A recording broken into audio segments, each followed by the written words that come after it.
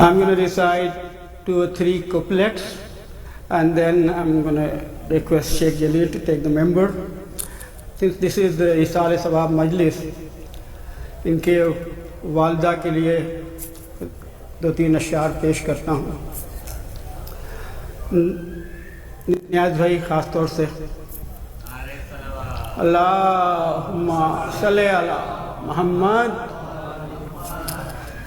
अजल जबा के किसी हक नवा से मिलती है, नई हयात उसे करबला से मिलती है. I've been to the grave of Niyaz Bhai's mother in Karbala. नई हयात उसे करबला से मिलती है, कनीज़ आल नबी को कहीं भी दफन करो,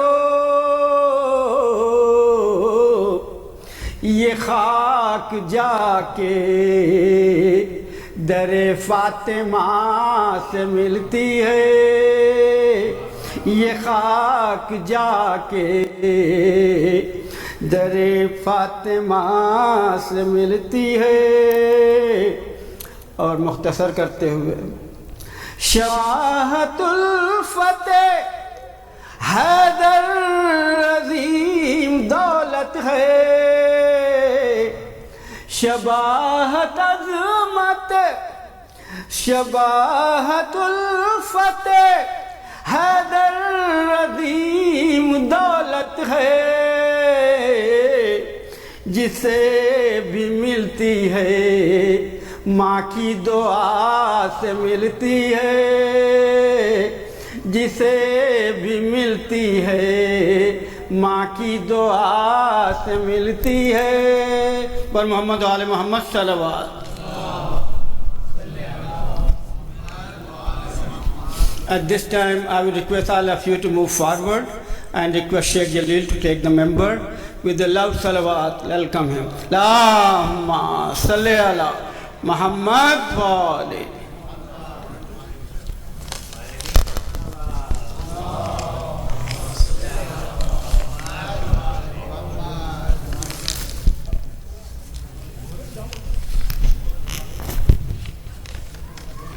أعوذ بالله من الشيطان اللعين الرجيم.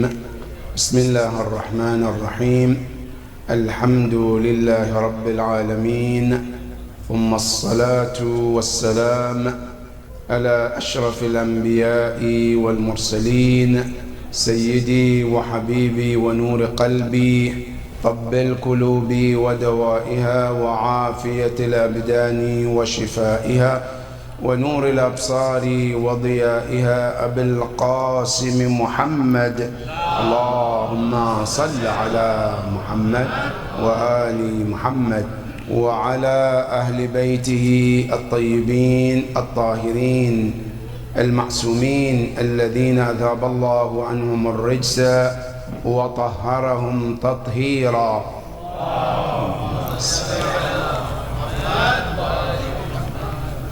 A humble request of Surah Al-Fatiha for Sayyid Nasir Haidar Rizwi Ibn Sayyid Ramadan Ali and Zahir al-Nisa Baygham bint Wilayat Hussein. May Allah be pleased with them. Surah Al-Mubarakat Al-Fatiha.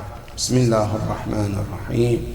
Alhamdulillah Rabbil Alameen. Ar-Rahman ar-Rahim. Malik Yawm al-Din. Iyaka na'budu wa iyaka nasta'een. اهدنا الصراط المستقيم صراط الذين أنعمت عليهم غير المغضوب عليهم ولا الضالين. بسم الله الرحمن الرحيم. قل هو الله أحد الله الصمد لم يلد ولم يولد ولم يكن له كفوا أحد. بسم الله الرحمن الرحيم. قل هو الله أحد الله الصمد لم يلد ولم يولد ولم يكن له كفوا أحد. بسم الله الرحمن الرحيم قل هو الله أحد الله الصمد لم يلد ولم يولد ولم يكن له كفوا أحد صدق الله العلي العظيم.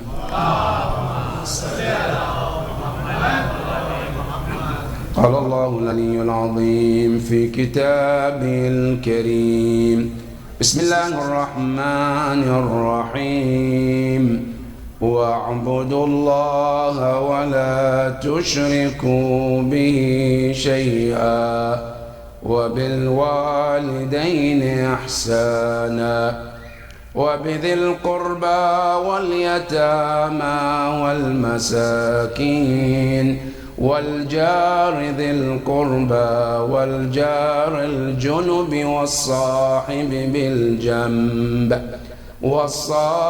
بالجنب وما ملكت أيمانكم إن الله لا يحب كل مختال فخور صدق الله العلي العظيم.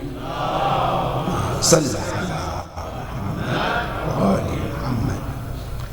Tonight our topic is about two things in our lives.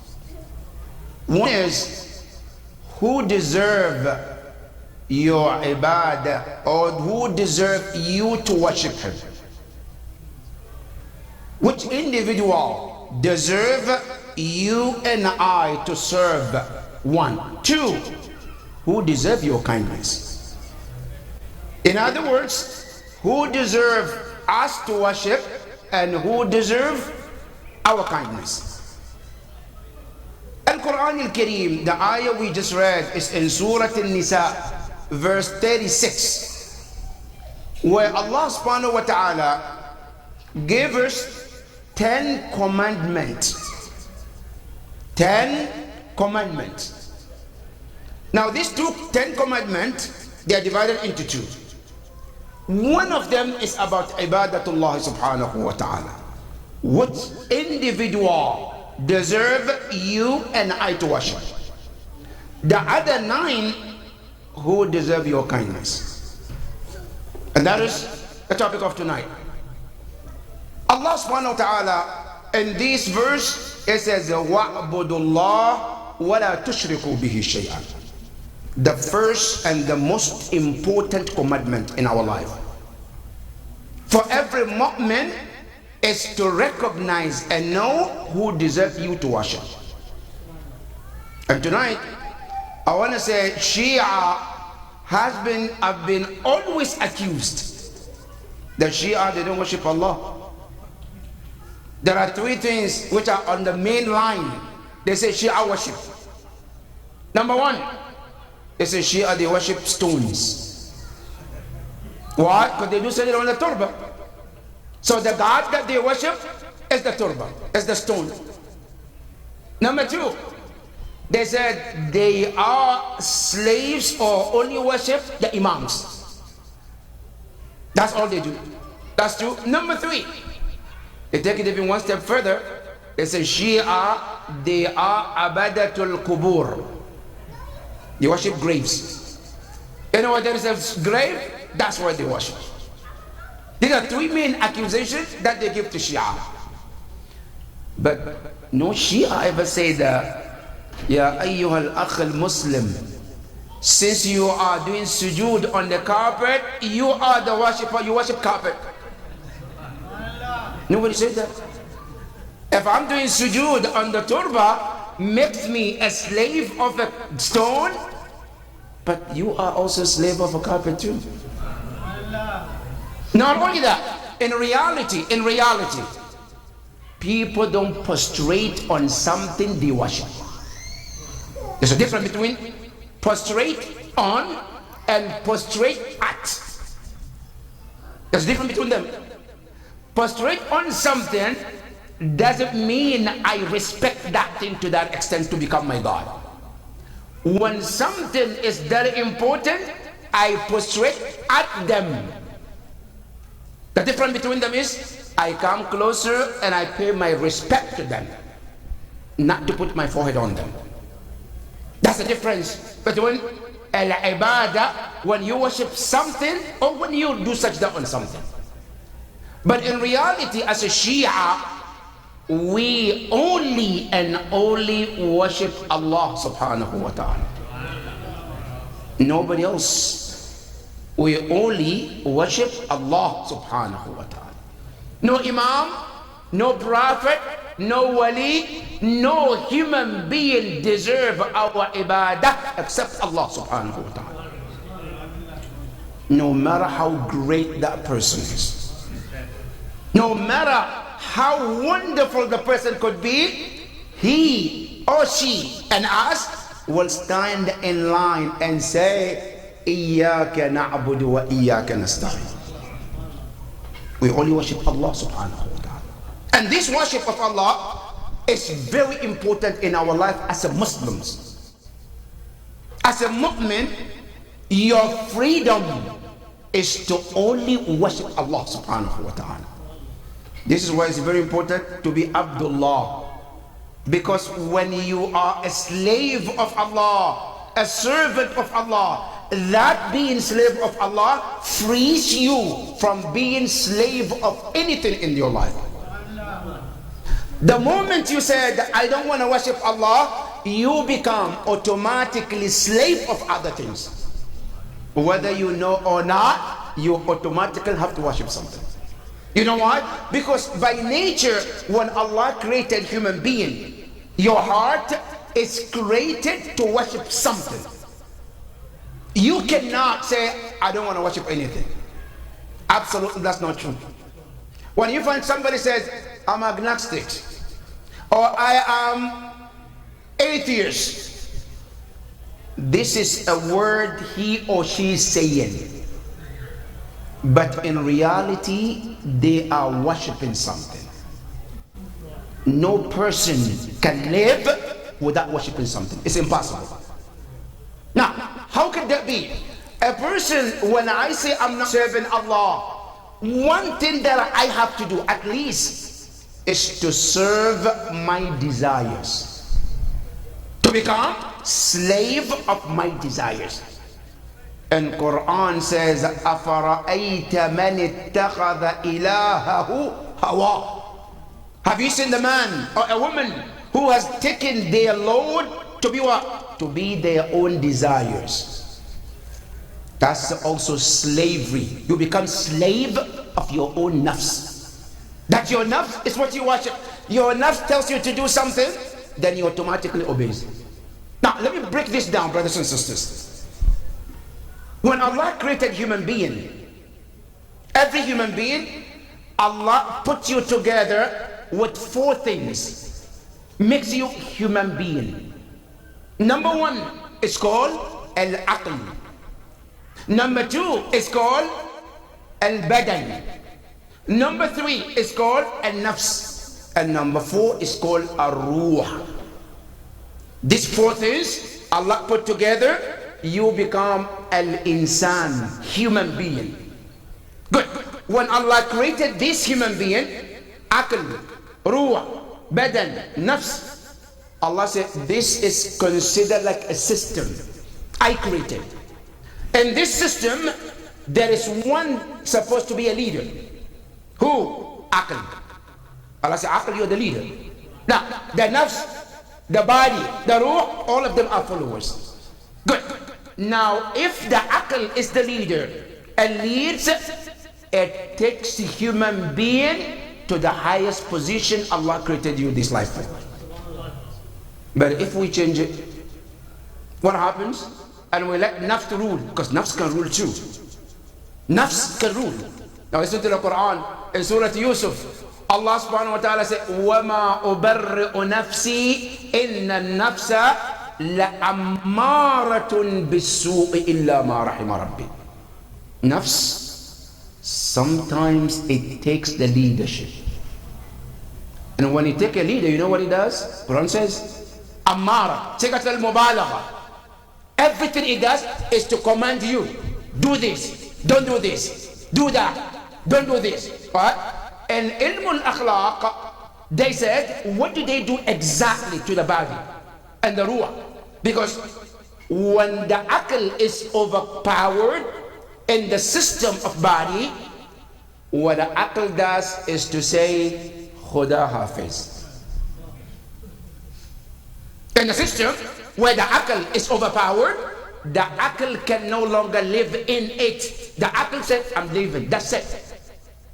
That's why Quran says, Inhum illa kal an'am bal hum adall. When a person let the nafs to rule, the aql leaves. Then the person, he is looked in the form of human being, right? But in reality, he or she is like an animal, but in the form of human being. That is what the Quran said. They say, you see them, they look like a human being, but they are like animals, even lower and worse than the animal. Because aql is no longer there. Now, this nafs, when it takes the lead, what it does, Quran says, Ammara. Ammara ay ta'mur. Always commands, do this, don't do this, I want this. And you know what does it command human being to do? They say, number one, to want things that has no ever limit. It wants you to desire things unlimited. That's what he does. Now, for example, I want food. Then, how much? There's no limit. I want power. How much? There's no limit. I want money. How much? It doesn't matter. Halal, haram, it doesn't matter. I want it. And the more you get, the more it asks, and there's never limit. This is why Rasulullah sallallahu alayhi wa alihi wa sallam, Muhammad, لو كان لابن آدم واديا من الذهب لابتغى غيره. If you are to give a human being a mountain of gold, after he takes it, he will ask for another one. You give him another one. After he takes it, he wants another one. And he will never be satisfied. This is from the nafs. That's why when we worship Allah subhanahu wa ta'ala, it frees you from being slave of any creation. This ibadah of Allah is the reason why you and I are brought on this earth. Now today, if you ask a Muslim, why are you living on this earth? What is the purpose of your creation? Why are you living on this earth? Quran tells you there are 3 reasons why you're here. All these 3 reasons are the purpose of your creation. Anything else is an extra. But the most important question is this. Ya Rabb, you created me. And you created other things. There are trees, there are skies, there are stars, there are animals, there are everything around me. Ya Allah, my question to you, why all of this creation? You know the answer? Allah said, I created everything around you to serve you, human being. Now this is why you are the master of the earth. Al-Insan Sayyidul Ard, the master of the earth. Everything that you can think of, other than human being and jinn, Allah said all of them are to serve you. Ya Allah, everything? You say yes. Now let me break you down from the Quran. One example, Allah, you created animals. They will see them, many of them. Ya Allah, what are they there for? Allah said, we created them to serve you. أَوَلَمْ يَرَوْا أَنَّا خَلَقْنَا لَهُمْ مِمَّا عَمِلَتْ أَيْدِينَا أَنْعَامًا فَهُمْ لَهَا مَالِكُونَ وَذَلَّلْنَاهَا لَهُمْ فَمِنْهَا رَكُوبُهُمْ وَمِنْهَا يَأْكُلُونَ. Allah said, don't they, human being, don't they see? We created animals in different kinds, shapes, right, for them, and now we make them to be the one to control them. And he said, not only that, وَذَلَّلْنَاهَا, we humbled them. Allahu Akbar. How much is the size of the cow? But you and I can put it down and slaughter. Why? Because Allah humbled the animal. How much is the size of a cow compared to lion? If Allah was to say lion is halal, how many of us can dare to get closer and catch the lion, slaughter it, face towards the Qibla, Bismillah, Allahu Akbar, and walk home alive too? How many can do that? But Allah subhanahu wa ta'ala, why? A cow as huge as it is, we still can put it down, face it towards the Qibla, comfortably slaughter, Bismillah, Allahu Akbar, and get to benefit from his meat.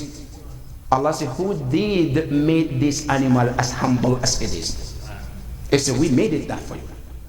So not only that, I said, and then we made some of those animals for you. Some of them you ride from one location to another. Some of them you eat their meat. Some of them you use their skin for your benefit. Allah said, we made that for you. Isn't that Allah deserve us to worship Him? He said, all of this I did for you. Now, Ya Allah, the heavens, the earth, you created for what? I said, I created the heavens so that a rain can come down. So you get to drink from that water. So you get to use it to wash your things, to do tahara, from najasa to tahara, because of this water that we sent from the sky. وَأَنزَلْنَا مِنَ الْمُقْصِرَاتِ مَاءً ثَجَّاجًا. I created night and day. They rotate during the daytime, so you can travel around, find your daily bread. وَجَعَلْنَا النَّهَارَ مَعَاشًا. We created the night so you can sleep, so you can restore your energy, so tomorrow you have the energy to travel around, to go from place to place, so you can set for your daily bread. وَجَعَلْنَا اللَّيْلَ لِبَاسًا. He said, we made that for you. All of this for what? He said, to serve you. Then question, Ya Allah, if everything is to serve me, who am I here to serve then? Everything's for me. Now, Ya Allah, who am I here for? Allah said in the Quran, وَمَا خَلَقْتُ الْجِنَّ وَالْإِنسَ إِلَّا لِيَعْبُدُونَ. I created everything for you. It says in Hadith al-Qudsi, يَا ابْنَ آدَمْ خَلَقْتُ الْأَشْيَاءَ لِأَجْلِكَ وَخَلَقْتُكَ لِأَجْلِي. I created everything for you, and I created you for myself.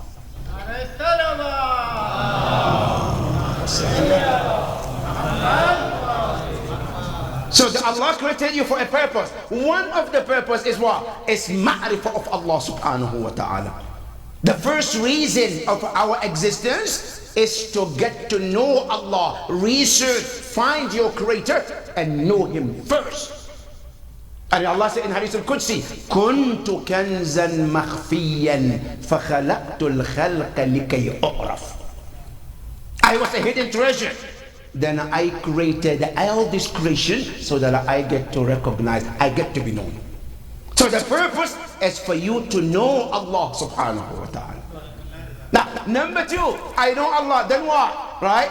The second thing is, when you recognize Allah, then the next is to do ibadah of Allah subhanahu wa ta'ala. In Hadith al-Qudsi, Ya abdi i'rifni qabla an ta'budani. My servant, before you say Allahu Akbar, learn to know who am I. Learn to have the ma'rifah of Allah. When you recognize me, I said, then you do what? He said, then do ibadah of me. And then he says, فَإِن لَمْ تَعْرِفْنِي فَكَيْفَ تَعْبُدْنِي. If you don't know me, how can you worship me? So the first is ma'rifah. The second is what? Is ibadatullah subhanahu wa ta'ala. Now, I submit to Allah. I surrender to Allah. Allah said, that's words. But I'm going to do the third thing. Why I created you. The third one is called imtihanul ilahi. To be tested. You can't say, I believe in Allah, I surrender to Allah, and not being tested.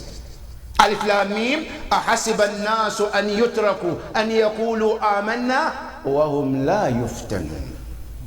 Do people think to say we believe in Allah, we surrender to Allah, and not being tested? Allah said, we have to test you. That is the purpose of creation.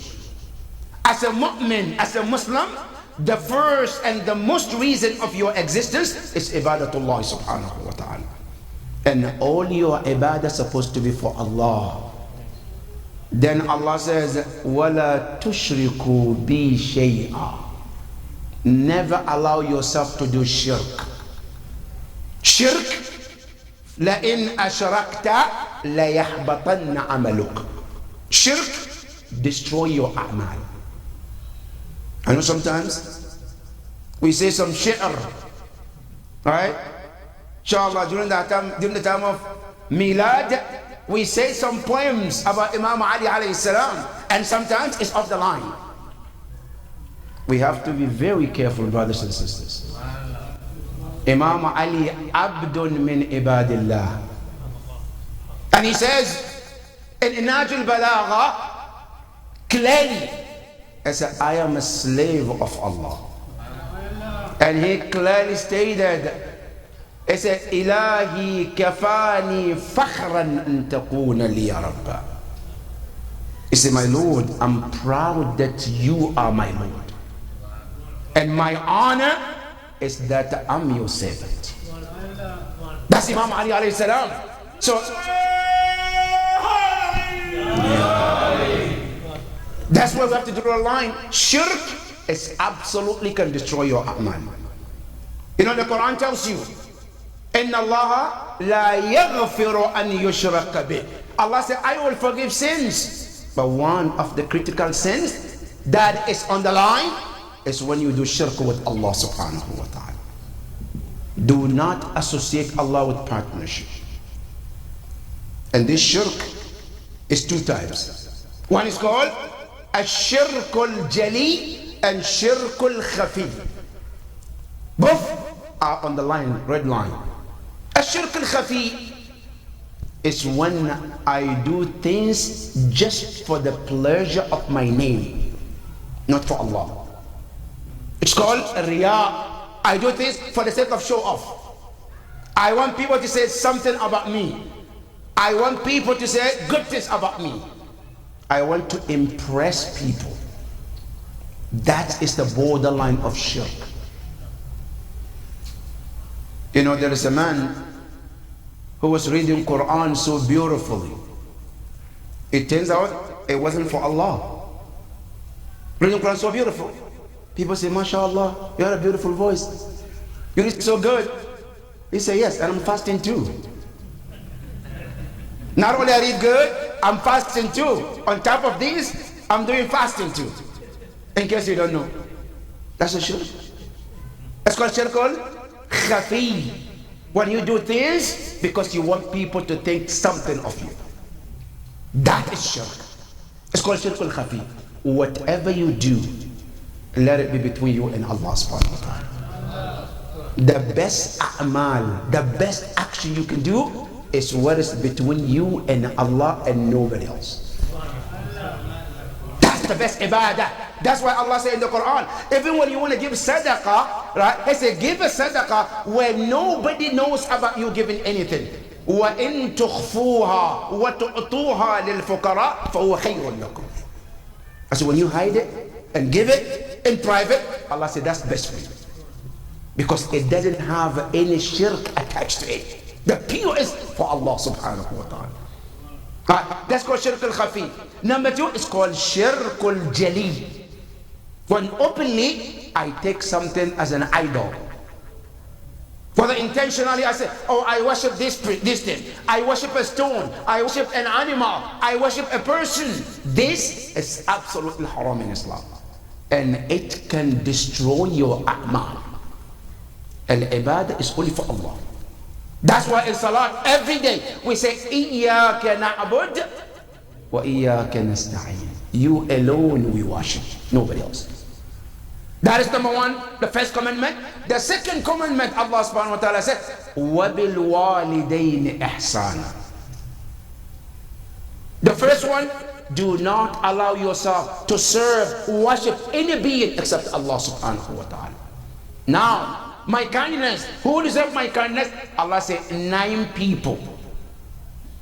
9 people. If you want to be kind, Allah said, I'll tell you who deserves your kindness.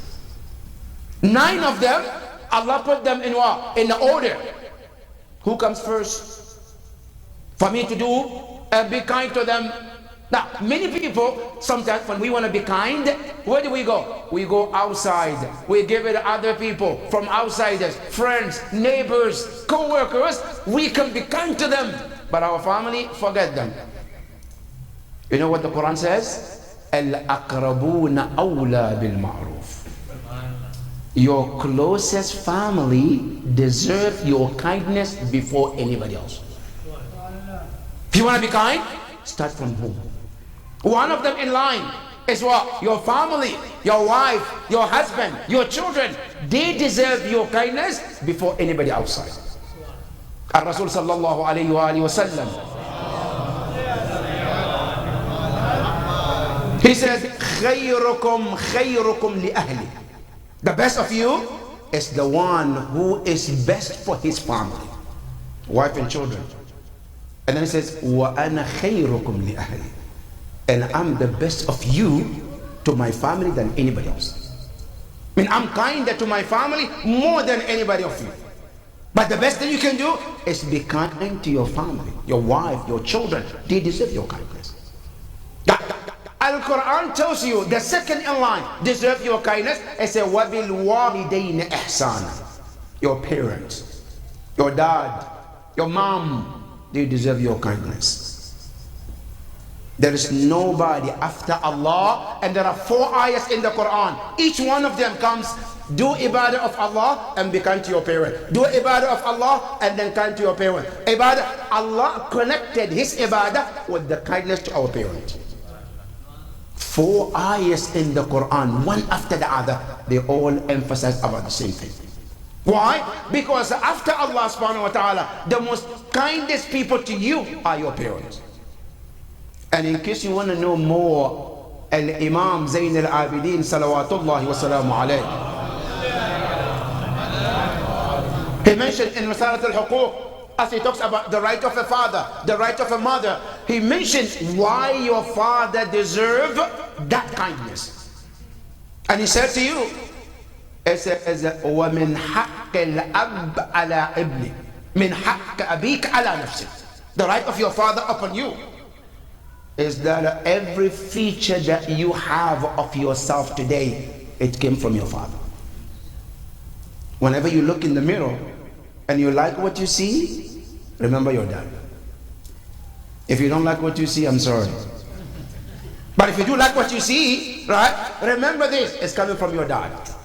He is the source of that look that you have. In addition with whom? With Allah subhanahu wa ta'ala.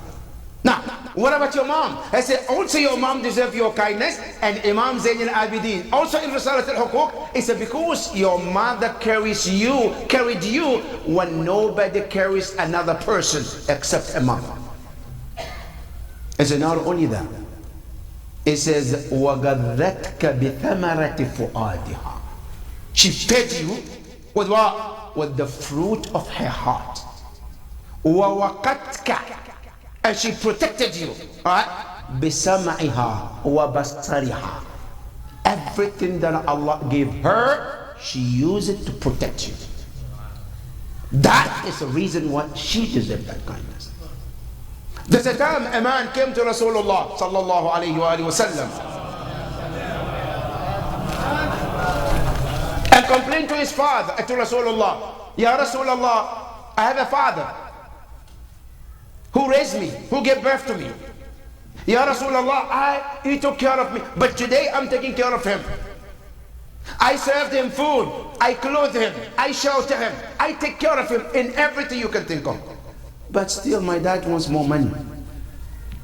Ya Rasulullah, when I put money, my dad takes it. Then the Prophet said, I want to talk to your father. He brought his father. Ya Rasulullah, this is my father. The Prophet asked him, Father, is he your son? Say, yes, Ya Rasulullah. Ya Rasulullah, he is my father, but this is what I told you. Then the Prophet asked him, Dad, your son said ABC. Is it right? He said, yes, Ya Rasulullah. He's sheltering me. He's clothing me. He's doing all of that. Yes. He gives me money. Yes. But Ya Rasulullah, sometimes I need more money, so I take for it without his permission. Ya Rasulullah, am I doing something wrong? Should I starve? What should I do? You know, Rasulullah, Rasulullah, the Prophet told the man, be patient. Don't say anything, let him have it. He said, Ya Rasulullah, but what else can I do? I'm doing all of these. Yes, isn't that enough? The Prophet said, no, it's not enough. Then the Prophet said, listen, Anta wa maluka liabik.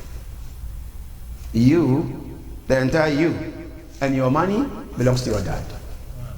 He can take as much as you can. And you know, in fiqh, there is something called riba. A riba is haram. Interest is haram in Islam.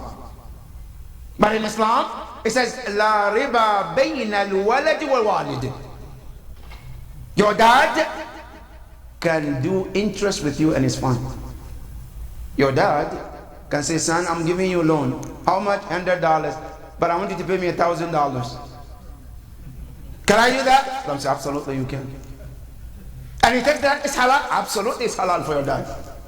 Why? Because you and your money belongs to him.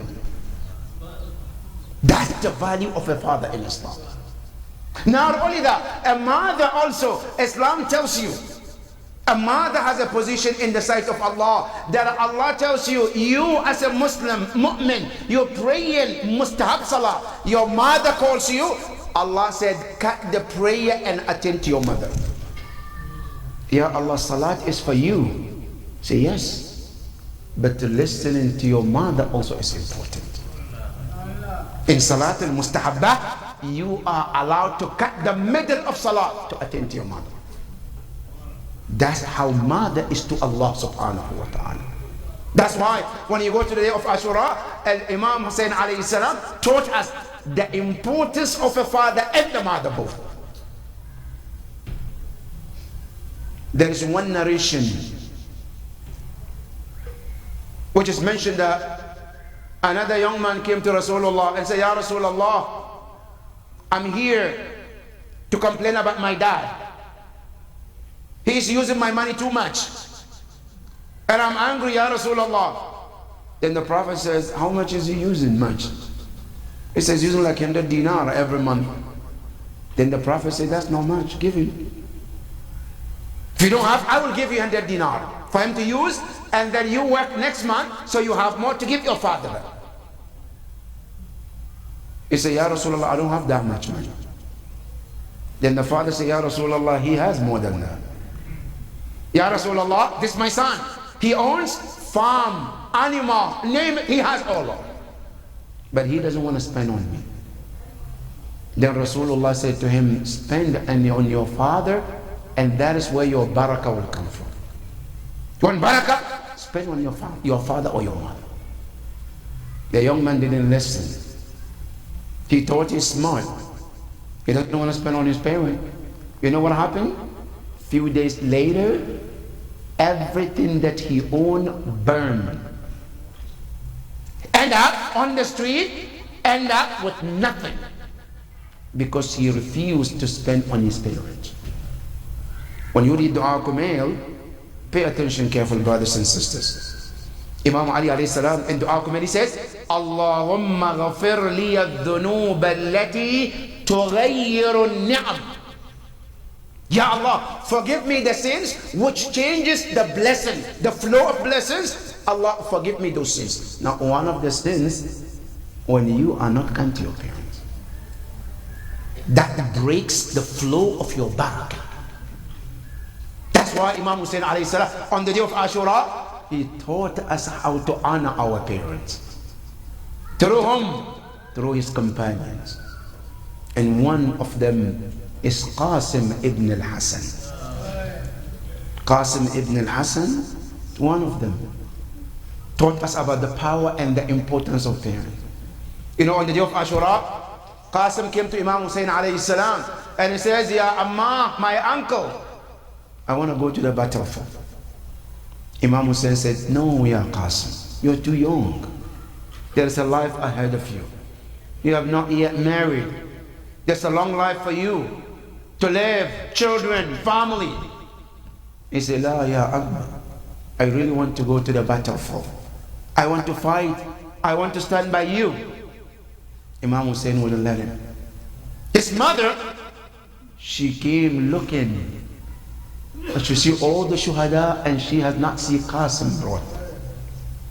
Wallah, all the mothers of Karbala, may Allah reward them, Ya Rabbil Alameen. You know, every mother, every father, their heart is me to die so my children get to bury me. But this woman, they know that. But for Aba Abdullah, they're willing to see their children be murdered in front of them. The mother of Qasim, she looked and she couldn't see her son. She went to Imam, she went to Qasim. Yeah, Qasim, you're still here. What happened? She said, yeah, Mom, I went to my uncle several times and he tells me I'm too young. He said, I don't want to lose you, Ya Qasim. The mother said, Qasim, go back. Tell him that you want to become Shaheed. Qasim went to Imam Hussein. Imam Hussein looked at him and says, Ya Qasim, one of the reasons I don't want you to go to the battlefield, whenever I look at you, you remind me my brother Imam al-Hassan.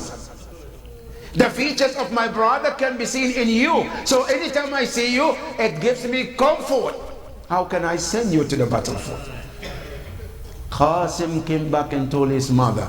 Then the mother reminded Qasim, don't you remember the letter your father wrote for you and told you to read it to your uncle on the day of Ashura? Qasim said, yes, I remember, Mom. He took a letter which Imam al-Hassan wrote as a wasiyah for Qasim alayhi salam. Now, Qasim ran towards Imam Hussein. He said, Ya Amma, oh my uncle, I have something to read to you. What is it? He says, my father wrote this for me. He said to read to you on the day of Ashura. What is it? He says, Ya Qasim, إذا سمعت يوما عمك يقول هل من ناصر ينصرنا فلا تقصر في نصرته. He said, my son Qasim, when a day ever comes and you hear your uncle Hussein is calling for help, he said, do not hesitate, do not sit back and not help him. When Imam Hussein heard this letter, he busted into tears. He hugged Qasim. He hugged Qasim, was crying. Qasim was crying. Finally, Imam Hussein gave Qasim the permission to go to the battlefield. Qasim was walking towards the battlefield. He was walking, he says, إن تنكروني فني نجل الحسن. I said, if you don't like me for whatever reason, but remember, I'm the son of Hassan ibn Ali. As he was walking towards the battlefield, Qasim stopped to fix his shoes. While he was down fixing the shoes, one of the enemies says, إذا مر بي هذا الغلام لأثقلن عمه به. If this young man by any chance passes by me, I will kill him and have his uncle to lose him bitterly. So what happened? Surely enough, he passed by Qasim. The first thing, he struck on Qasim alayhi salam. Qasim alayhi salam called his uncle Aba Abdullah, Assalamu alaykum Ya Amma. Imam Hussein alayhi salam rushed towards him and picked Qasim alayhi salam. Qasim was bleeding at that moment as he was to say something to his uncle, but he couldn't say at that moment. Imam Hussein looked at him. He says, Ya Qasim, Ya Azzu ala Ammik. It's so dear to the heart of your uncle for him to see you on a day like this. يعينك فلا يجيبك. Oh, you hear your uncle hears you and comes to your aid and cannot help you. Imam Hussein alayhi salam took Qasim alayhi salam back to the tent. And the mother of Qasim, عظم الله أجورنا وأجوركم, this great woman, she saw her son. What do you think you will do when you see your son in that moment?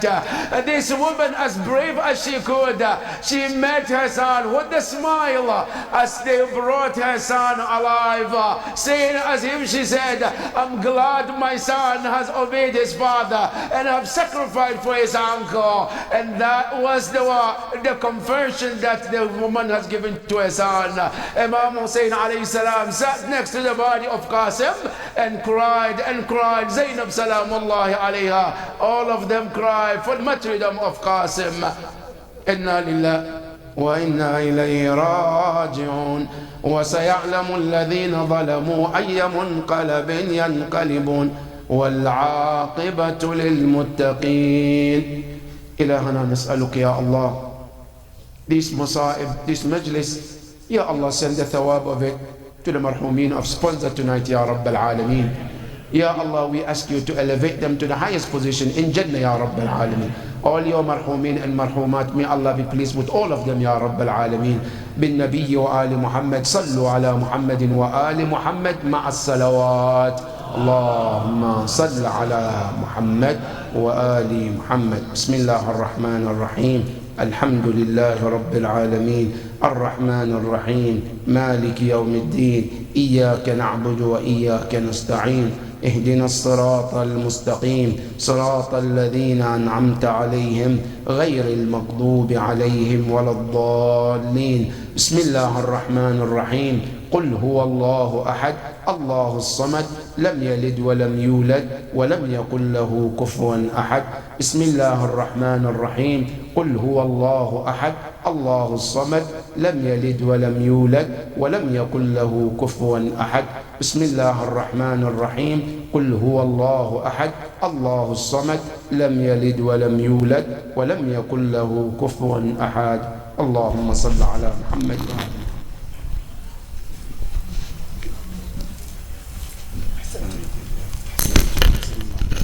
The salah would lead the ziyarah.